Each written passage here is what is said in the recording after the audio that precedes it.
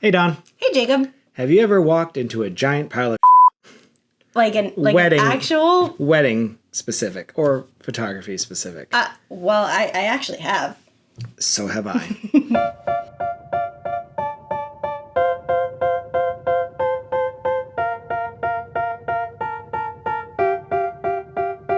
So we're going to talk about a couple of situations where we walked into an absolute, whatever word or phrase you want to use, dumpster fire. Bonkers. Scary, sad. Just the worst situation. Yes. And I guess I'll preface this by both of our stories happened with a third-party company or third-party companies that we should, not our companies. Right. Because if it was our companies, we would have weeded this out. Right. Because we both do like planning phone calls or meetings to where these things would have come to light. Correct. It's not the event that was the problem or the what we were there for. It's just we were not given certain. Yes, we were lacking some information that would have been helpful. Not gonna lie, Jacob's story is way worse than mine. It is. But yeah, we just weren't given the full story and had to, acclimate while we were there. Also, before we start though, why are we both in black? Oh, because in 45 minutes? In 48 minutes, we need to be leaving the house to go to a bar mitzvah. That we're shooting. That we're photographing. It's not like we're not celebrating. No, we're working. Okay. We're always working. It's October. So, do you want me to start? Yeah, I think you need to start because... This is an all-time. In case people click off at some point, they need to hear this story. All right, so I was hired by a company we sometimes shoot for to do a family portrait at Sedoni Mansion. Okay. Usually I don't do family portraits with this company, but it was a request, and the owner of the company actually shot this couple's wedding. Okay. And now they have a kid, and so she couldn't do it, so she asked me to do it and incentivized it and all that stuff, and I was like, sure, I'll go do it. And I think... And I will say, too, I've done other sessions at Sedoni if the couple has gotten married there or will be getting married there. It's not totally out of the norm. So I said yes, and I had no information. I didn't speak with them. I didn't know anything besides. I knew it was, photos with kids, basically. Kid, plural. So drive out to Sedoni. I get there, and... obviously, there's not a lot of cars there because I know it's just a family portrait. So I'm kind of searching around, didn't tell me even where to meet the family. So I finally go inside, and if you know where kind of that sunroom, dining room is, I walk through there first. And I walk in, and there's some people setting up what kind of looks like maybe a family reunion. There is a photo of the husband and wife, from the wedding. So then I'm like, maybe it's an anniversary party. And... the people that are working there, who I later find out are grandparents, aunts, uncles, friends, they're in shorts and T-shirts because they're setting up. Okay. So there's no clues of okay. But the very first vibe I got was a little somber. But they could be, everyone's just setting stuff up. But there's not streamers, but there's a lot of photos. And there's one very specific photo of the woman in the photo, the bride, and there's just a headshot of her on a stand. And I'm like, that's weird. Okay. So then I kind of start talking to someone, and he's like, oh yeah, dad's going to be down. Just some dad, I start dad-daughter photos. And I'm like, okay, but no one says anything. So I just assume we're just going to start with them. I meet dad. He's wearing a suit. Again, somber. I definitely felt something is off, but how many dads have we met that don't want to do this? Yeah, they did not want to be there. So that's the vibe I was getting. Kind of didn't want to be there. And he's like, okay, my daughter will be down in a second. And she was 6, 7, I don't know. She comes down, she's wearing a cute dress, and they're like, okay, you guys go out and take some photos. So we're doing photos, and again, something seems off. But I'm trying to be Jacob, just hey guys. As we always do. And I did know that they weren't from Orlando. They flew, they got married here, and they, so I was at one point, So at one point, I remember we were kind of in that back garden, and I was just, trying to ham it up, and I was like, all right, so what are you guys' plans for today, And he literally goes, well, after the service, like, that's what we have planned for today. And of course, this is happening in milliseconds in my head. All those pictures coming back. I'm like, the mom died, didn't she? It was a mother funeral I was at with zero information that it was a funeral. Yeah. I just remember you texting me, like, immediately and be like, can I call you? And I'm thinking, like, Jacob never calls me. Someone died. Like, literally. Oh my God, I didn't even. So, of course, I immediately like, oh, shit. Like, so, but I mean, the last 5 minutes, especially because I'm taking photos of a little girl and she's not really into it either. So I'm trying to be a photographer and get her into it. But now I know why she's not into it. And of course, I'm trying to backtrack. I meant, well, like, I didn't mean like today, obviously, even though I'm lying out of my teeth, because right. I meant like, what are you doing the rest of your visit? Yeah, are you going to go to the theme parks or is it just for this? He was like, no, we're going to go to Disney for a couple days. And I'm like, okay, that's, I'm just trying to BS my way out of this. Meanwhile, just like, I want to go home. I don't want to be here. So we finish, and I finish early because nothing was right. And so then, at one point, I think it was his mom or maybe her mom comes up to me and she's like, yeah, the wife just died of cancer. They were young, obviously. So I was like, okay, like, first off, what am I doing here? Right. Like, what is this for? And I was like, do you need any of the photos? Do you want to do like the family that's here? She's like, no, we just wanted to like get a couple photos of him and the daughter. And I'm like, okay, I'm going to leave. Because you're right. Like, that's not even a normal photography thing to do. And I could see people doing photos like that, but like not connected to the funeral service. Yeah. And it wasn't like I was there to like, then I was like, I think asked, again, not him, but I was like, do you need photos of like the service they were setting up and all this stuff? And they're like, no, we just wanted the family portrait. So then I'm still like, what? Like, and that's why I immediately, when I got back to the car, I texted you, and I was livid. Yes. I was about to quit. Because how did that information not get translated? Correct. Because first off, I would have never done it. I probably would have said, absolutely not. Not in a million years. There's no need for me to be there. But I mean, even if you just had known, you could have acted. Not that you acted inappropriately, but I still acted like Jacob. I still acted like, at first I was still like da da da da da da. Right. We're having a fun family portrait. But you could have gone in a little more like, oh, just here to do some pictures of dad and daughter, and then I'll be on my way.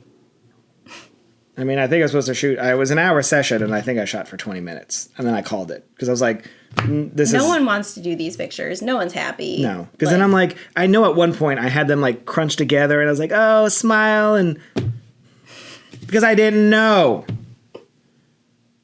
Then after I called you, I called the owner, and I chewed her out, and I have never done that, and nor would I even care. But I said, if you ever do that to me again. I had no idea. I was like, it's your job to know. It's your job to know. And I can't imagine that the family wouldn't have wanted to share that information. Yeah. If they did want a photographer, like, you would think you would tell people why so that the photographer can be aware, prepared, whatever. And if it was like a former couple of mine that reached out, same situation, I'd have been like, somewhere along, I'd have been like, okay, is it now that we got mom, dad, the kid, are we adding grandparents?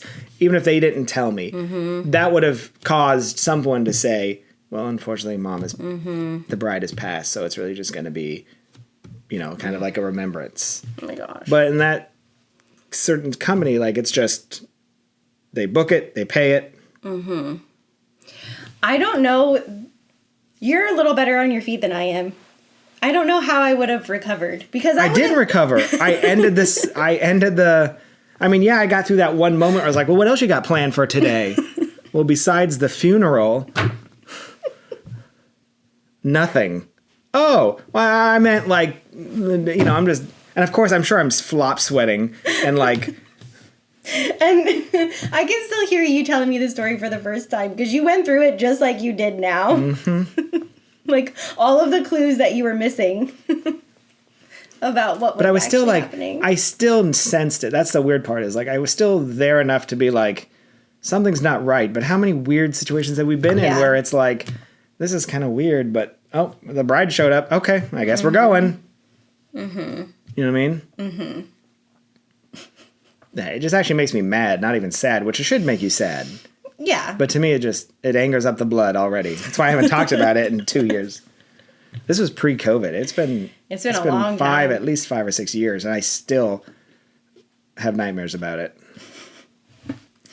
I don't know what I would have done. I think I would have just been speechless if because it probably would have all happened to me the exact same way. Like I would have seen things and been like, not really sure what's going on, but okay. Yeah. I would have done the same pictures. I would have been asking a lot of the same questions, trying to get them to relax and like just chat about something nonsensical that's not important. And of course, I go back through my little email that's this big of like, and there's no mention. Like I was like, did I miss something? Because God, what if I had missed something? Mm-hmm. Nope, just said family portrait, dad and daughter, maybe extended family.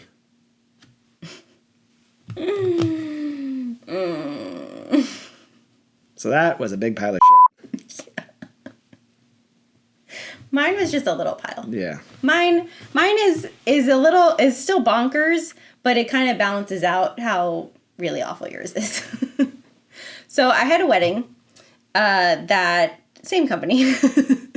No fault to the company though for this one, but it was a very, very young couple. I think maybe they were 19, like super young. So the parents were mostly in charge of organizing everything. So we did pictures at the bride's parents' house of the bride getting ready. Then we got to the venue, and I don't remember the name of the venue. I kind of hesitate to call it a venue because it was literally just like one of those covered pavilions, but it had 2 or 3 walls also, but it was like those corrugated aluminum, but it was like rusted and like only half a wall in some spots. Like it was a very bizarre, already it like felt weird. And that meant like everything was fully outdoors and the horse flies were all over everything. So like the whole wedding, the flies were just like covering the cake. Even the casket? Like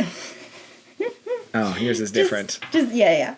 And then there was like a little walkway out of the barn. And then they were under a tree for like the actual ceremony. You know, I got there with enough time where I could start doing some like reception decor. And the planner came up to me and was like, "Oh, don't take any pictures of anything with table numbers or the table like like the chart that says who's sitting at what table." And I was like, "Okay." She's like, "Just trust me. I did the older sister's wedding. Like, don't take those." I remember this story. Mm-hmm. Okay. And then I was like, what? Okay. Yeah. But it was, we were busy in the middle of things, so we just carried on.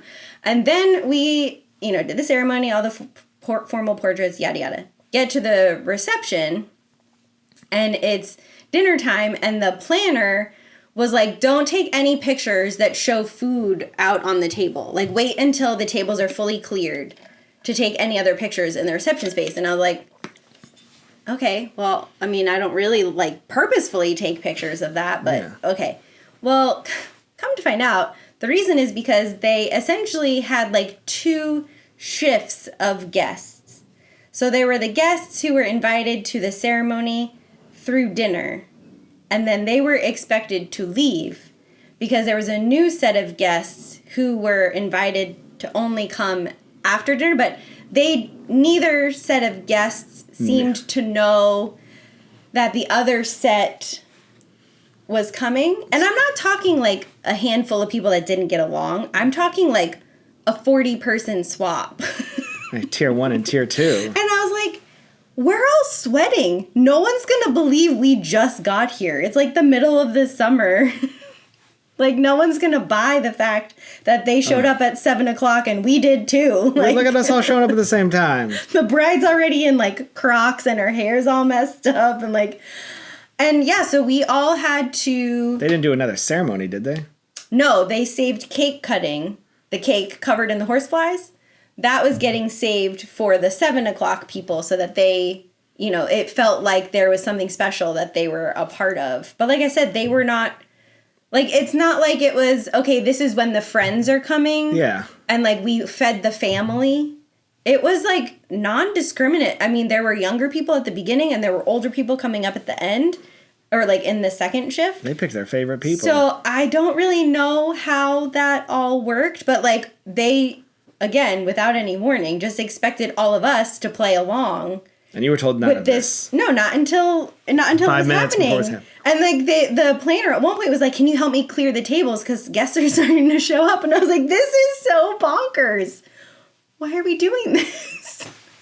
There's no way you would be like, well, people are leaving because someone's going to show up early, someone's going to leave late. Yeah, like you weren't fooling anybody, but I guess. Why is Aunt Linda leaving? Like, I don't know. But yeah, that was, you know, like we've been. And it wasn't two separate families, like they hated each other, Hatfields, McCoys. No. You know. And like the wedding party and immediate family stayed the whole time. But, and I don't know how the people that were there through dinner knew they were supposed to be leaving. And the people that didn't get dinner, they were just showing up for a party? For cake and party. But then I'd been like, well, did you get married? Like, when did you get married then? I don't know. Did they have to clock out like an old-timey, like... And that's the thing, too. It wasn't even a venue where you could be discreet. We didn't even have 4 walls. Yeah. Like, as soon as you got on the property, you could see everything that was happening. Because it was just, like, a roof and, like, 2 walls. And, like, one of the walls, it was a barn door. So that was open during the party. I think I'd want to be first shift. I get fed, and then I get to go home early. Yeah. Second shift, you don't get fed, and you have to stay. And then they, like, saved... But I don't like ceremonies either, so...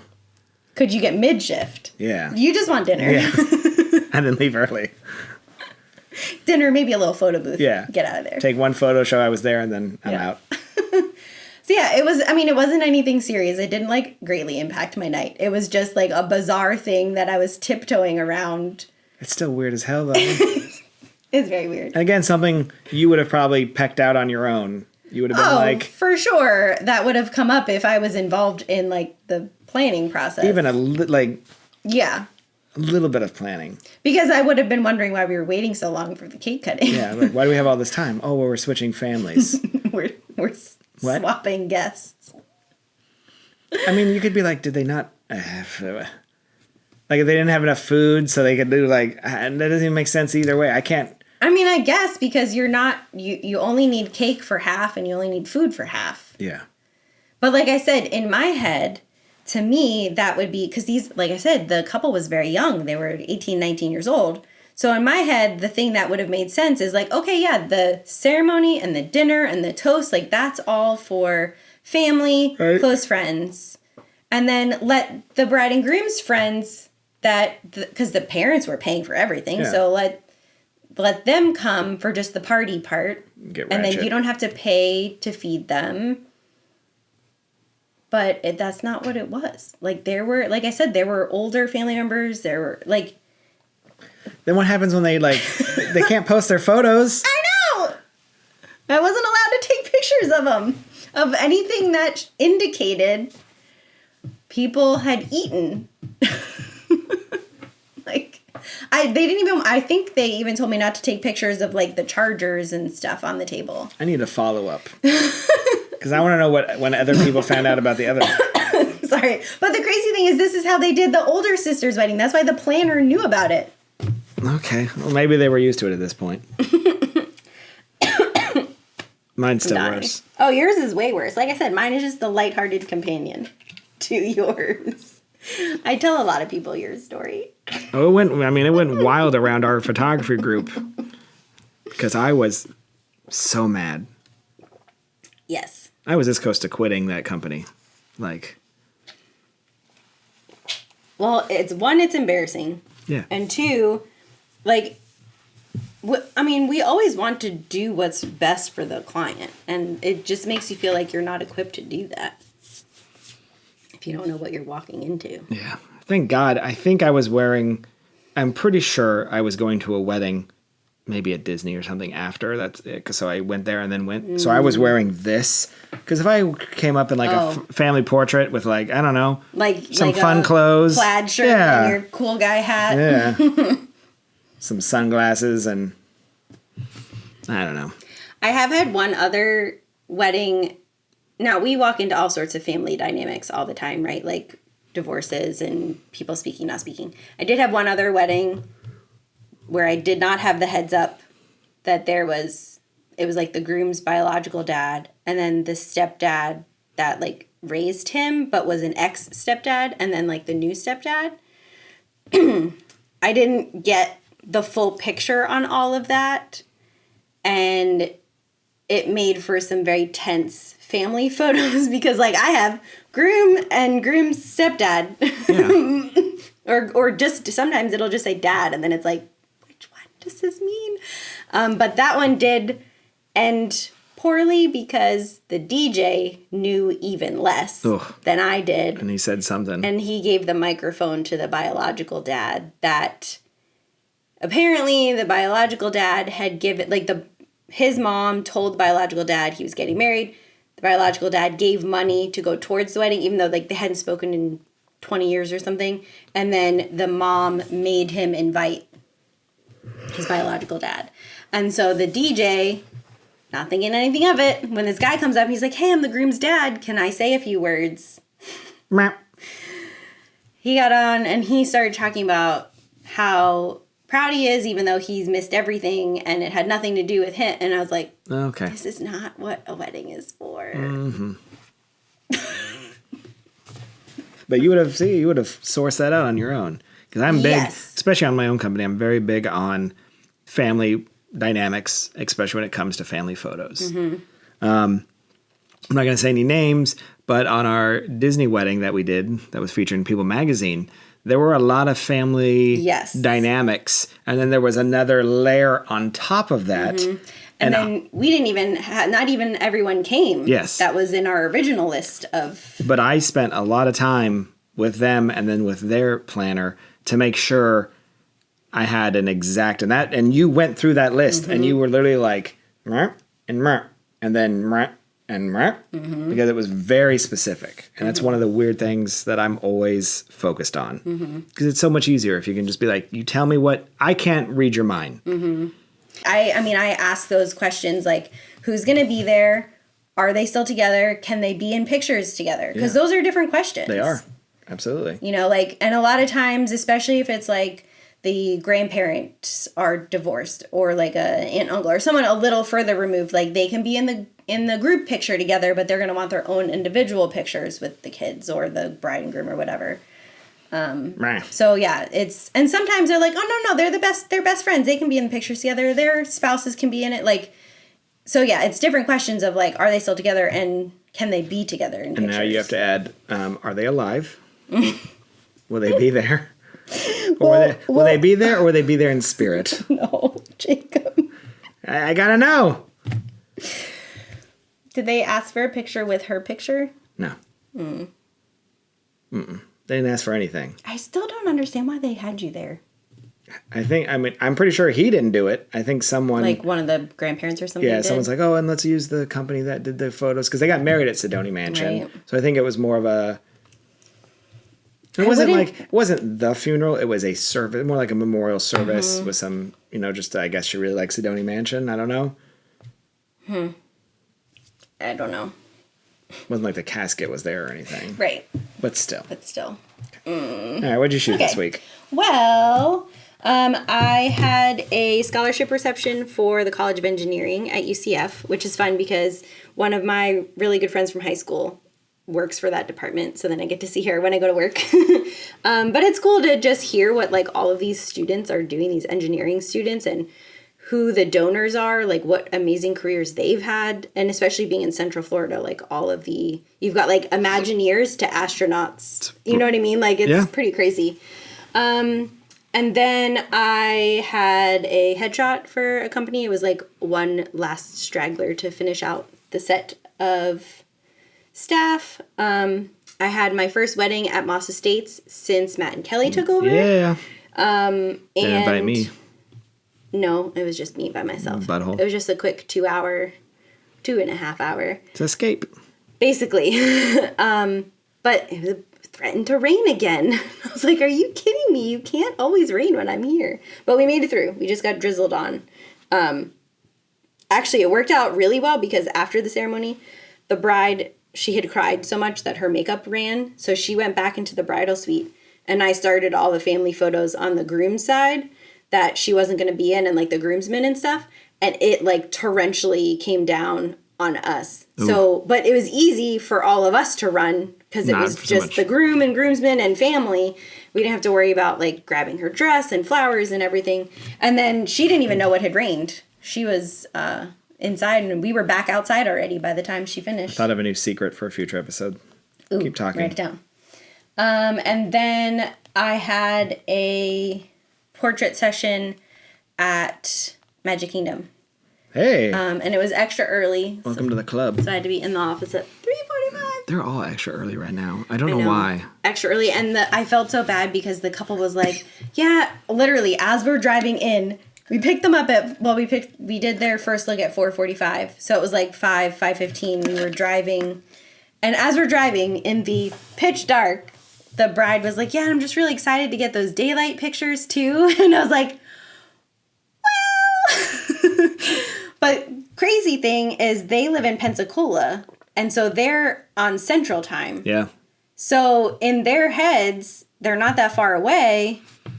So and so they were thinking, oh, we finished this session at 6:45. And so they were thinking like, oh, it'll be daylight by then. But why is it so early? Because it was like 8 a.m. open, so 7:30 early entry, so really 7 o'clock entry. Yeah. Okay. But yeah, I felt bad because they like came in from Pensacola and went to the Halloween party the night before. Ooh. And then had That's a mistake. And they have a 5-month-old baby or 7-month-old baby. So they were on fumes and their wedding wasn't until the next day. Okay. Also, oh my gosh. So their wedding was the next day. They had not hired our department to do their wedding. And so I was asking, like, oh, who's doing your wedding? I saw that it was, like, one of your friends or something. And so she's like, oh, yeah, she's building her portfolio. And she was already coming as a guest, so I asked her if she wanted to photograph the wedding. And I was like, oh, so how many weddings has she done for? Oh, this is going to be her first wedding. And I was like, she's going to do a Disney wedding for her first wedding? Mm-hmm. I hope you not like having photos. Oh, no. Because no one understands how fast Disney weddings are. There's no room for any kind of, like you can't learn on the spot. You have to know your stuff. And you can't take your time with anything. It is, I think it must have been last week when I was at the Luxmore. We actually had a snag with the timeline. The timeline I had a mistake on it. And so essentially I lost 30 minutes of photo time that I had to like recuperate in order to get the bride tucked away in time. And the planner was coming to check on me and she was like, oh, are you doing okay? Do you need more time? Do I need to like keep people outside? I was like, oh no, I finished 5 minutes ago. She's like, you finished already? You're done? And I was like, yeah. She's like, how did you do that so fast? And I was like, well, I came up in Disney wedding, so this is actually a breeze. So you know that scene from Muppet Vision 3D was like, it's a glorious 3.5 finale. You have a minute and a half. That is us every day at a Disney wedding. Yeah. You have a minute and a half. Yeah. Okay. And I hope it went great and it was fine, but it was a Seabreeze Point, which is also a challenging. Yeah. It can be challenging to shoot under there. Time of day because it can be really real bright. Backlit, like F20 backlit, and they're under shade at like F4. Mm-hmm. Yeah, and it's a lot of walking. I hope it went great, but I was just like, oh no. Good luck. Well, at least they're gonna have some good Magic Kingdom photos. Yes. Is that it?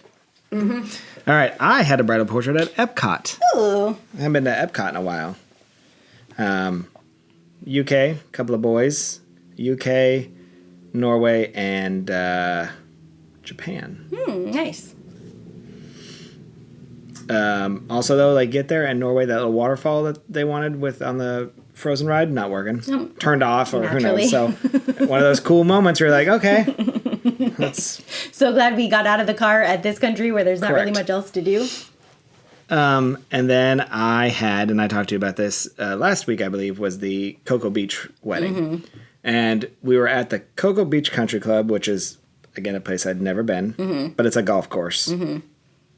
Like, I don't need to see it. Yeah. But that weekend, if you remember, we had the 2 storms that didn't hit us, but the band stayed off and especially hit the East Coast real hard. And so the entire golf course was closed because it had flooded. The parking lot was flooded, but they still did they didn't get married there, but they still had the ceremony there, the reception there.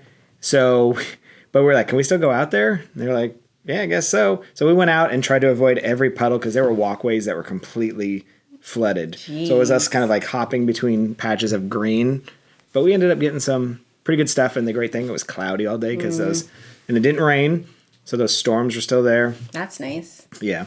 There's a really cool bridge over one of the waters, and I put the wedding party on it and did one of my famous Jacob where they're all in different poses and went on a 7200 across this lake. Nice. Yeah. I was like, this is too good for what this is too nice. But it was a great wedding. The dad, like I said, was a DJ. The groom's dad was an actual wedding DJ in New York. That's cool. And he did an actual set. And he was good. That's fun. And that was it. That was what I shot this week. Cool. Plus government stuff. Right. Always. Can't talk about it. Until further notice. Yeah, but I can't talk about it. So we thought for Not Photography Corner, we would talk about hobbies that we used to do that we either can't or just don't do anymore. So I'm excited because I already think I'm learning new things about Jacob. So you want me to go first then? Yeah, go ahead. So growing up, I was from Oregon, Portland area. And you can drive 45 minutes and be on a giant volcano mountain. So snowboarding specifically was a big deal, probably right around 14-ish. I started really getting up on the mountain. I got a snowboard. And I did that through college, where I would snowboard almost every weekend. We would drive in college. One of my roommates, his parents lived in Bend. If you know Bend, there's a mountain there called Mount Bachelor. And we would drive like a caravan of like 14 of us. Oh, wow. And his parents would let us stay in their house, like sleeping. It looked like a movie where it was like couches, floors, any spot. Sleeping bags, yeah. And we would go and snowboard all weekend and then drive back and go back to school in college. And literally that's something I did almost every weekend. Huge part of my life. I move here, never have done it once. Really? Once. Since then. Never gone back and when you're visiting your mom? No. We've gone up to kids? I took my wife up to the mountain once just to show her snow because she's from Florida. She's never seen snow. Oh, wow. But we didn't snowboard. We didn't do anything. We just showed it, let her, throw a snowball, and we went back home. Yeah, it's just the weirdest thing where it was such a huge part of my life, and I just moved here and just never did it again. That's crazy. Yeah. Now you're old, so you can't do it again. Yeah, of course not. No. You would definitely break something. But and in Mount Hood, which is the mountain that is, you can see it from downtown Portland. It's the famous mountain that if you see lots of shots of Portland, that's the mountain we'd go to. Has Timberline Lodge. Timberline is the outside where they filmed for the Shining movie. That's that mountain right there, or that lodge. We would go, I had friends that have birthday parties up there for the weekend, and we'd go up there and ski or snowboard. Most was snowboard, but what's great about Mount Hood is it's tall enough is that you can even snowboard in the summertime. That's crazy. So they kind of have to groom the snow into the center and don't go off the runs because you'll hit there's being rocks and dirt, right. But there's still enough ice pack and so we would go up there in the summertime and snowboard in t-shirts. That's crazy. Because it's hot when you're that close to the sun. It's hot, but the snow is still, it's cold, but it's still hot. So yeah, I was just a little, I had the full get up, snowboard. Man. Yeah. Do you think you'd ever take your kids to go? I don't know. I want to try it again because I want to see if I can remember. You know those flow riders on Royal Caribbean? I feel like I could do that because it is, it's the same idea. Yeah. I might fall down a couple times, but once you find your foot, you're like, okay, there it is. I got it. I have been skiing once. It was awful. I was terrible at it. And I never tried again. I have never skied, though. I went straight to snowboarding because when you were 14, that's what was cool. And, you know, all the kids were snowboarders and all the old people were skiers, and we would fight and hate each other. And yeah, I embarrassed myself on the bunny slope most of the day. With like the 3-year-old zooming past me and I'm falling down. If we're on the chairlift and we see a skier, bite it, because, you know, their stuff just scatters, right? Yeah. So we used to go like, yard sale. Like, kids. But then like on some of the like cross country roads or treks when you're going in between runs, which are pretty much flat, you know, skiers get to keep going. If you weren't, like, especially when I was learning and I couldn't keep my speed, I would just stop, which means I had to unbuckle and then walk, and then they would, you know, ski past me going like, asshole. Yeah. But it was all part of the game. That's funny. Yeah. I used to be a big runner. And I didn't like... I've never even seen you walk, let alone run. I was in high school, I did cross country and track. College, I did cross country at UCF for a semester. That's always my, like, 2 truths and a lie thing of, like, being an NCAA athlete, because I was for a whole 6 months. And I did at one point have a goal of running a half marathon in every state. So I made it to, let's see, Florida, Georgia, Tennessee, Virginia. That's not. New Jersey, California. Russia. I was like up to 8 or 9, and now I'm blanking. But yeah, so I did have that goal, and then I don't really know what happened. I guess maybe when we moved back to Florida after I left discovered Georgia. Cheese. Well, I honestly feel like it was very close to when I started becoming a photographer that I stopped running. In Georgia, it was a little easier because it was really hot in the summers, but the rest of the year there was like more temperate. Plus there was just nicer places to run. You're not just like running a neighborhood. Like I could leave my neighborhood and be in the mountains or the trees. In a preserve area really quickly. But yeah, that was actually like the first time Ryan and I hung out by ourselves. We like met the night before, and I was like, oh yeah, I'm going on an 8-mile training run tomorrow. And he's like, oh, I'll come with you. And so that was like our first hangout was running. Mm-hmm.